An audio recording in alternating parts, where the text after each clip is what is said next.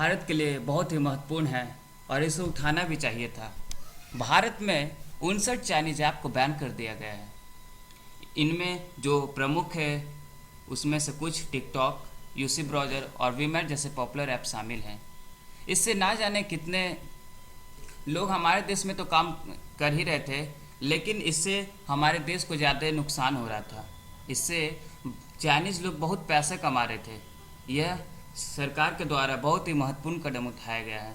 भारतीय सरकार ने यह फैसला यूजर्स के डेटा की सेफ्टी को ध्यान में रखते हुए लिया है। सरकार की तरफ से जारी बयान में इस देश की सुरक्षा और एकता को बनाए रखने के लिए जरूरी कदम बताया गया है। बता दें कि भारत और चीन के बीच सीमा विवाद शुरू होने के बाद से ही चाइनीज ऐप बैन करने और चीनी प्रोडक्ट्स के बॉयकॉट की मांग उठ रही थी। अब मैं आपको बताने जा रहा हूँ किस नियम के तहत लिया गया एक्शन है। यह चाइनीज ऐप पर यह कार्रवाई इंफॉर्मेशन टेक्नोलॉजी एक्ट 2000 के तहत सेक्शन 69A किसी भी कंप्यूटर संसाधन से किसी भी जानकारी के सार्वजनिक उपयोग पर लोग जगाने का अधिराज्य के तहत की गई है। सूचना और प्रसारण मंत्रालय ने बताया है कि इसमें ना जाने कितने यूजर्स के डाटा चोरी हो जाती थी, जिससे भारत में बहुत बिना अनुमति डाटा ट्रांसफ़र की जानकारी मिली थी इससे। चूँकि यह भारत की संप्रभुता और अखंडता पर प्रहार है, इसलिए तुरंत कार्रवाई की आवश्यकता थी।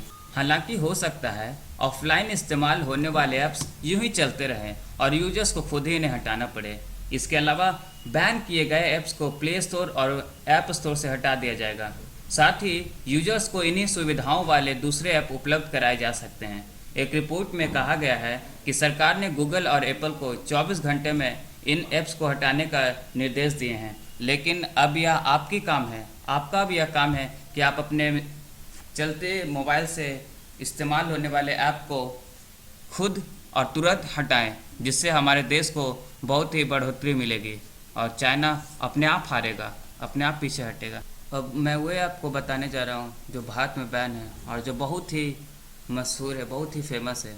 उसमें से कुछ जो है TikTok, SHAREit, UC browser, Clash of Kings, DU battery saver, Helo, Likee, YouCam makeup, MI community, CM browsers, virus cleaner, AP US browser, Club Factory, WeChat, UC news और ना जाने कितने ऐसे सारे ऐप्स थे जिनको भारत में बंद कर दिया गया है।